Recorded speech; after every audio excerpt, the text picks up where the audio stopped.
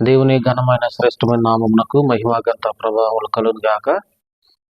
దేవుని యొక్క మహాకృపను బట్టి మీరందరూ కూడా సంతోషంగా ఉన్నారని తలంచుతూ ప్రభువుని ఘనపరుస్తూ యేసుక్రీస్తు నామములో మీ అందరికీ శుభాలు వందనాలు తెలియపరుస్తూ ఉన్నా.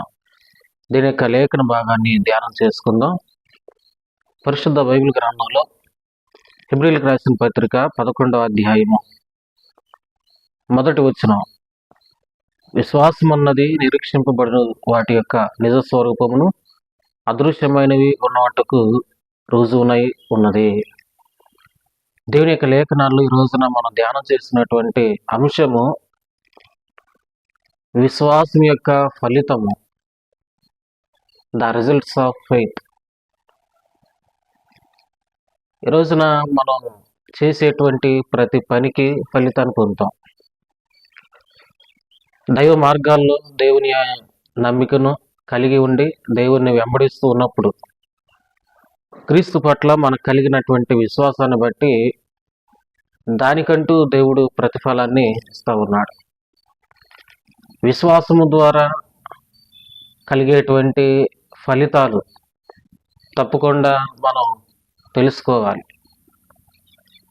ప్రత్యేకంగా హెబ్రీయులకు రాసిన పత్రికలో 11వ అధ్యాయంలో ఒక జాబితాను, ఒక పట్టికను మనం చూస్తూ ఉన్నాం. విశ్వాస జాబితాలో మరి అనేక మంది పేర్లు ఇక్కడ లిఖించబడ్డాయి. వారు కలిగినటువంటి విశ్వాసం చాలా గొప్పది. ఎందుకు వారి పేర్లు బైబిల్ గ్రంథంలో ఆ రీతిగా లిఖితం చేయబడ్డాయి అంటే, వారు విశ్వాస విషయంలో హీరోలుగా వారు ఉన్నారు. అంటే విశ్వాస విషయంలో గొప్పవారుగా, ఒక మాదిరిగా మన ముందు ఉన్నారు. కనుకనే వారికంటూ ఒక ప్రత్యేకమైనటువంటి స్థానము దేవుడు కల్పించాడు.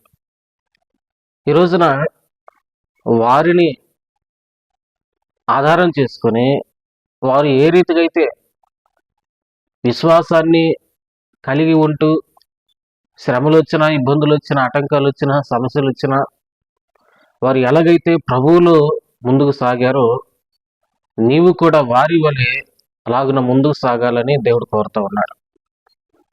కనుక ఈ విశ్వాస జాబితాలో మన పేర్లు కూడా పరలోకంలో లిఖితం చేయబడాలంటే భూమి మీద ఇవ్వబడినటువంటి ఆయుష్కాలమును ప్రభు కొరకు నమ్మకమైనటువంటి విశ్వాసంతో ముందుకు సాగాలి.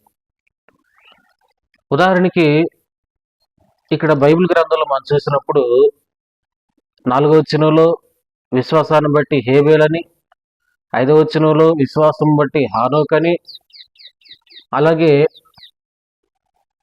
8వ వచనంలో చూస్తే విశ్వాసం బట్టి అబ్రహాం అని, 9వ వచనంలో చూస్తే విశ్వాసమును బట్టి ఇస్సాకు యాకోబులని, ఇలాగున 11వ వచనంలో విశ్వాసం బట్టి శారాయు, 7వ వచనంలో చూస్తే విశ్వాసం బట్టి నోవాహు, ఇలాగా చాలా మంది పేర్లు లిఖితం చేయబడ్డాయి.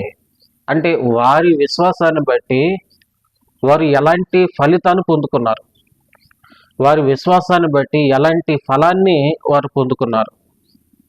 కనుక మన విశ్వాసం ఎంతగా ఉందో అంత విశ్వాసం బట్టి మన ఫలాన్ని పొందుకుంటాం.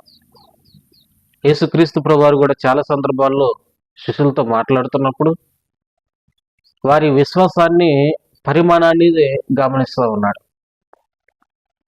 అలాగే బలహీనులైనటువంటి రోగులు యేసయ్య దగ్గరకు వచ్చినప్పుడు నీ విశ్వాసమే నిన్ను స్వస్థపరిచానని ప్రభు మాట్లాడారు. అంటే కొన్ని సందర్భాల్లో శిష్యులు విశ్వాసాన్ని కోల్పోతూ ఉన్నప్పుడు, లేకపోతే విశ్వాసంలో వారు సన్నగిలిపోతున్నప్పుడు ప్రభు వారి పట్ల మాట్లాడిన మాట, అల్ప విశ్వాసి ఎందుకు సందేహపడుతుంది. కనుక విశ్వాసంలో తారతమ్యాలు, విశ్వాసములో స్థాయిలను మనం గమనించవచ్చు.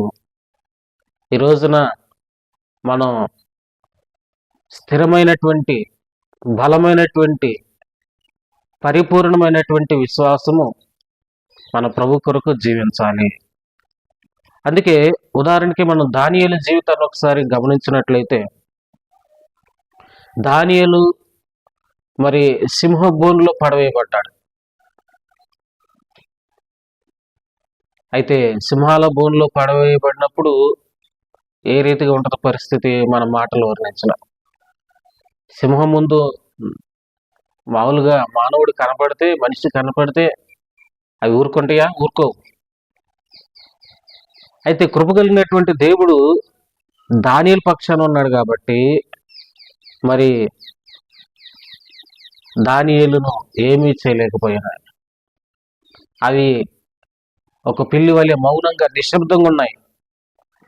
కనుక మరి అంత మాత్రమే కాకుండా షడ్రకు, మేషకు, అబేద్నెగోలు వారు మేము ఏ దేవతను పూజించమో, మాకు మా దేవుడే గొప్ప అని చెప్పినప్పుడు మరి నెబుకద్నెజరు బాగా కోపం తెచ్చుకుని, రౌద్రం తెచ్చుకుని అగ్నిగుండంలో పడవేస్తానని మాట్లాడినాడు.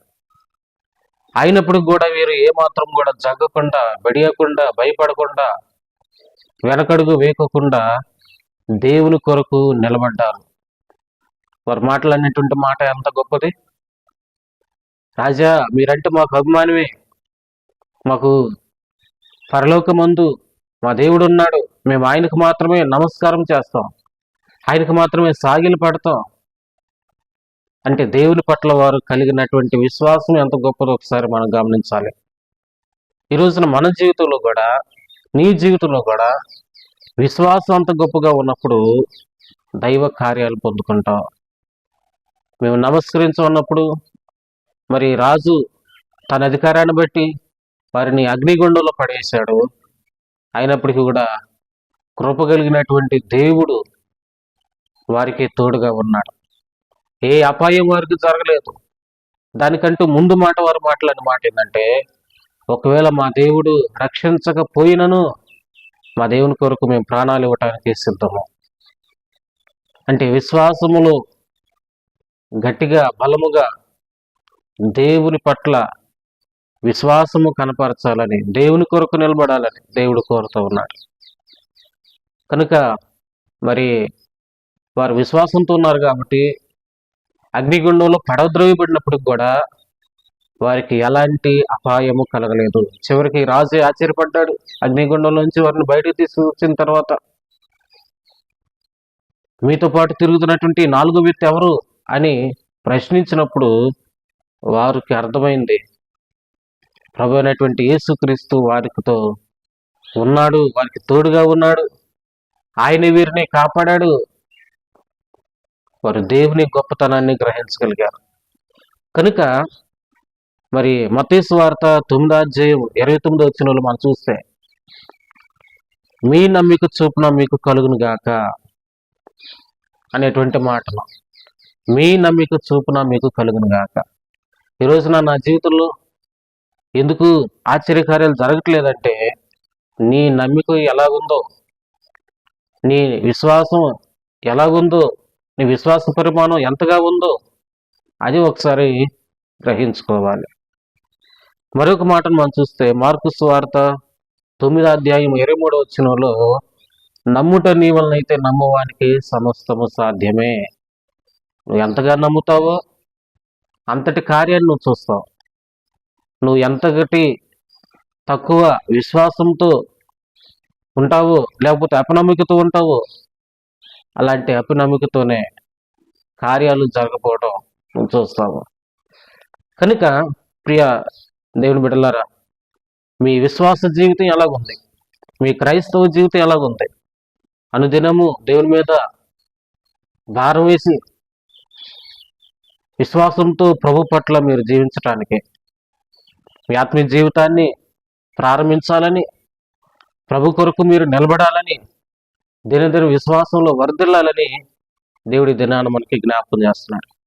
కనుక ప్రభు వైపు చూస్తూ విశ్వాస పరిమాణాన్ని పెంచుకుంటూ ప్రభుత్వ సహవాసం చేస్తూ ఆత్మీయతలో దినదినం వృద్ధి చెందడానికి అటు కృపా సమాధానాలు దేవుడు మీ అందరికీ తోడుగా ఉండి నడిపించును గాక. ఆమేన్. ప్రార్థన. పరిశుద్ధమైన మా తండ్రి, ప్రేమ కలిగిన మా దేవా, మీకు స్తోత్రాలు నాయనా. ఉదయ కాలంలో మీరు జ్ఞాపకం చేసిన మాటలు విశ్వాసములో ఏ రీతిగా ఫలాలను పొందుకుంటాం, విశ్వాసాన్ని బట్టి ఎలాంటి ఫలితాలను పొందుకుంటాం. నాయన భక్తులు ఇదిగో ప్రభు వారి విశ్వాసాలను బట్టి ఎలాంటి ఫలితాలను పొందుకున్నారు మీరు జ్ఞాపకం చేశారు. నేటి దినము కూడా ఈ కడవరి దినాల్లో, అంత్య దినాల్లో విశ్వాసాన్ని బట్టి నాయన ఫలితాలను పొందుకునేటట్టుగా సహాయం చేయండి. ఏ వ్యక్తి కూడా విశ్వాసంలో సన్నగిలిపోకుండా మా ప్రభువ దినదినము నీ వాక్యాన్ని చేతబట్టుకొని మీతో సహవాసం చేస్తూ విశ్వాసంలో నాయన స్థిరులుగా కొనసాగాలని కోరుతూ ప్రార్థిస్తున్నాం. ఈ దినచర్య అంతట్లోనే బిడ్డలకు తోడుగా ఉండండి. ఎవరెవరు ఎలాంటి అవసరాలు కలిగి ఉన్నారో వారి అవసరాలన్నీ కూడా తీర్చి మహిమ పొందుకోమని యేసుక్రీస్తు ఘనమైన నామములో ప్రార్థించి అడుగుతున్నాను తండ్రి. ఆమేన్. తండ్రి, కుమార పరిశుద్ధాత్మ త్రియేక దేవుని ఆయన కృపా సమాధానాలు మీ అందరికి తోడుగా ఉండి నడిపించును గాక. ఆమేన్. వందనాలండి. God bless you.